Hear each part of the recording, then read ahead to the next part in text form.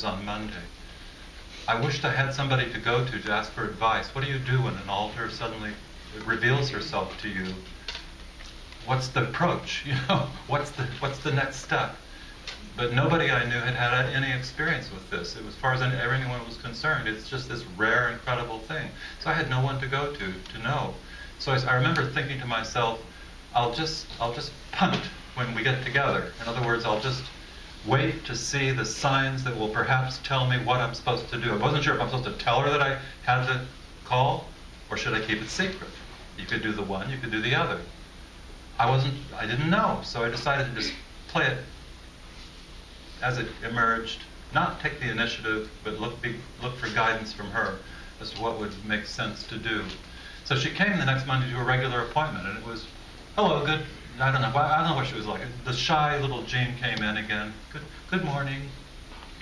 How are you today? How was your weekend? And I said, well, my weekend was fine. I didn't mention anything about the call yet. How was yours? And she proceeded to just tell me she spent it completely alone, doing her studies, trying to get ahead in her economics major that she was trying to follow, and whatever the other things were that we were. It was a normal meeting for us. Her talking about her isolation and loneliness, her activities to do with academics. She was a pretty serious student and tried to do really well. Kept having the problem that she'd study real hard for a test and then go to the test and the whole thing would be gone from her memory. That was another sign, by the way. As the alters flip around, they play tricks on your memory. But I didn't know that that's what it was until now. Anyway, it was unremarkable and uneventful, the meeting. We had a whole hour of conversation, but no mention was made of the call to me. She had no knowledge, apparently, that there was anything that had happened. And so I thought, well, I'll just keep it to myself for now and wait for some further sign from her. We came to the end. She said, okay, it's 11 o'clock, so I guess I'll go now. I'm going to go over later and do my laundry and then go to the library and do some studies. I said, okay, good luck with that. Good luck on your econ exam. I know it's coming up on Wednesday, whatever you're having on that. She said, okay, see you later. See you on Thursday. Okay. I said, okay. And I remember her getting up and walking out, and she turned just briefly back to me for a moment like that and then said, Wednesday, or Thursday. All right. And then she left. I thought, okay. Still was uncertain what's going to be, but then I hear the door open and the little pad of her feet coming back. She looked in the office, like my office, kind of around the doorway like this at me, and I said, Jean, hey, what's up? She said, oh, I forget. It's not, whatever it is, I'll remember. We'll take care of it on Thursday, okay? That'll be fine. All right, my dear, just take it easy. Have a good couple of days, and good luck on that test, like I said. Okay, George, see you Thursday. Yeah, no problem. Leaves. I hear the outside door slam. About 3 minutes later, I hear the door open again. Here she comes again. She looks in like this, said, was there something else? Then I thought to myself, this is my clue.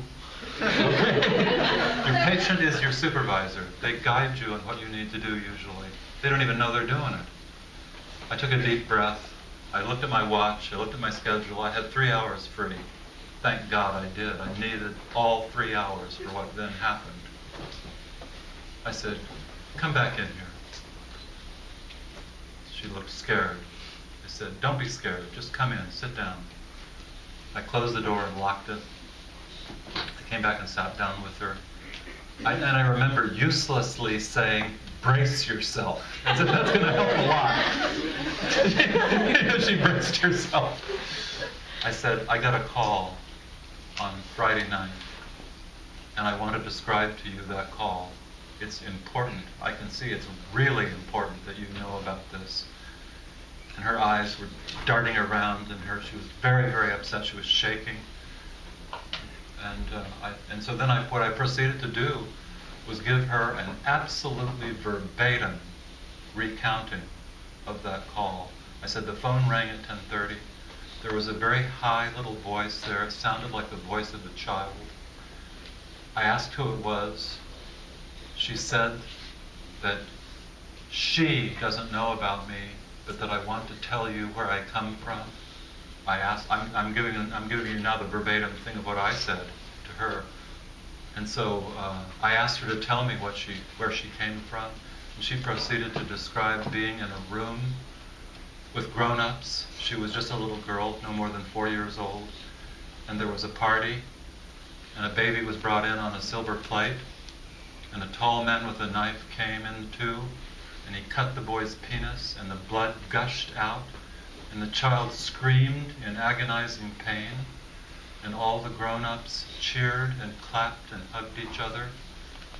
And the little girl who was watching this happening said, "I don't ever want to grow up. I don't ever want to grow up." You know what I wish I had? It would be so wonderful. There should be a film, and I want you to imagine a film of her face as I'm telling this. I've never seen a face look like this.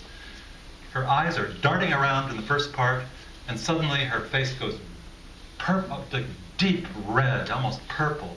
Then suddenly it goes white, then it goes purple and white. It goes back and forth and back and forth. It was kind of her whole nervous system and physiology was reflecting the fact that she was hearing the experience that she hadn't known about. Just as the little girl said, Jean doesn't know about me, but she was knowing about her now.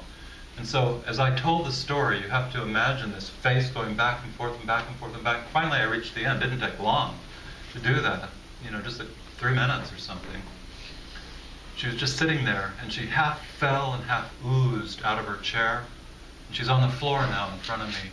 And then she kind of crawled, almost like inching over into the corner of the room, and curled up in a little ball with her thumb in her mouth. And was just going like this, rocking by herself. I didn't know what to do with that. So what did I do? I just was myself. I went and sat down next to her. I put my arm on her shoulder. And I said, "It's okay, sweetheart. You're going to be okay." And she just was repeating the words, "I didn't know, I didn't know, I didn't know, I didn't know, I didn't know." She must have said it 100 times. "I didn't know, I didn't know, I didn't know." But she did know now.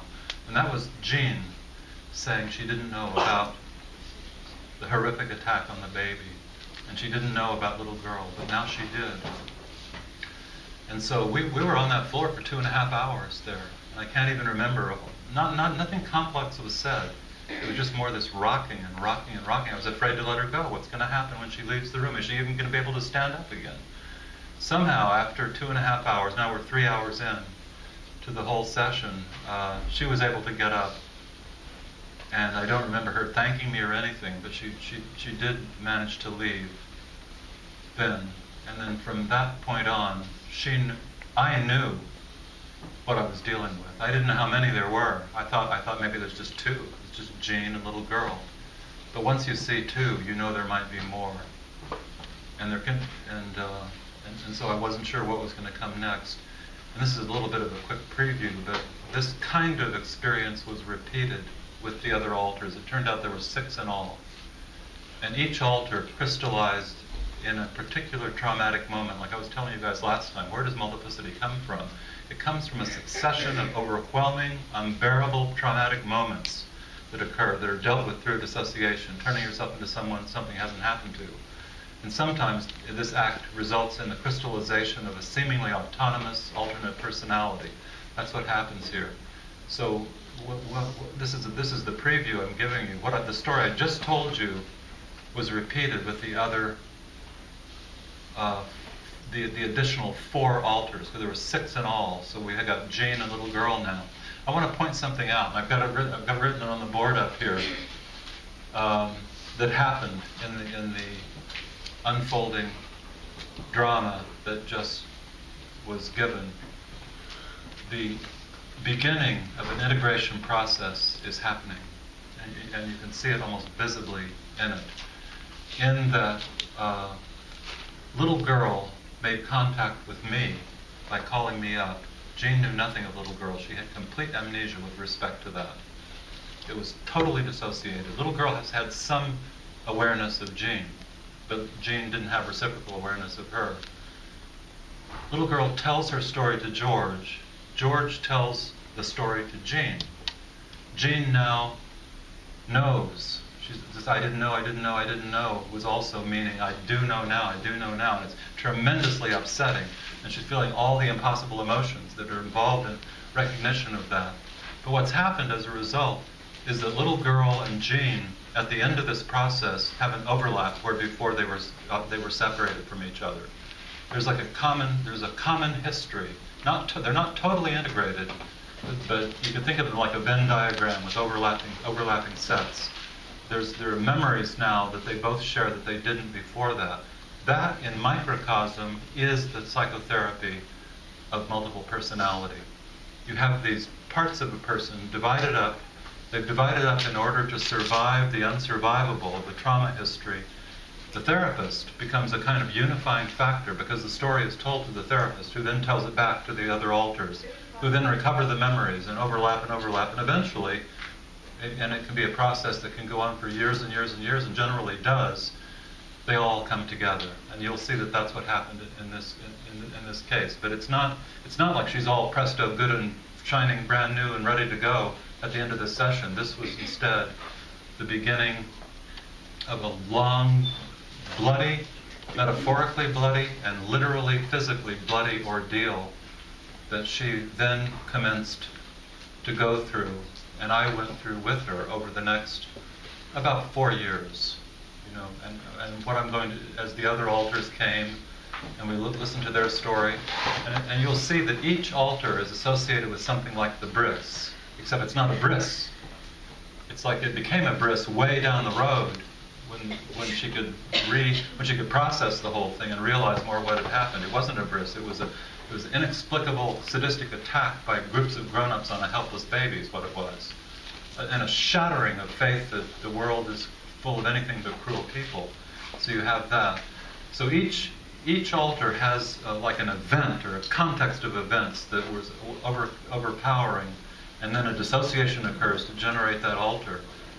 But the multiplicity doesn't come from that alone. It comes also from the fact that it's against a backdrop of relentless abuse and physical attack and verbal abuse and emotional abuse. So that you'll see as we go through this. So what is it that explains the fact that you have a multiplicity? It wouldn't be just the single event. It's also the whole context of the events. If this young woman had come from a loving family, let's say, that was not abusive of her, and then inadvertently was allowed to witness a bris occurring, a circumcision, that's going to upset any little girl who isn't prepared for it tremendously. And even if she is prepared for it, how can you not be upset by it? It's upsetting, no matter how you look at it, But on the other hand, it has a meaning and a place in the structure of faith and Jewish community, and it's a symbol of, it's a symbol of all that it symbolizes. So in a family that wasn't abusive, they would never let a child witness something like this in the first place. But if they did, by accident or something, I see the parents swooping in and realizing what had happened and finding a way to help this child, take her to the baby later, see the baby's okay, explain better, talk to her for a month or a year if need be to fix it. But this was not a family like this. This is a family where what you can expect from parents is attack if you get out of line in any way. So that context of expectations is colors also the reaction that she was having. Okay? So, isn't that a good story? I think I'm going to stop there today, guys. To be continued.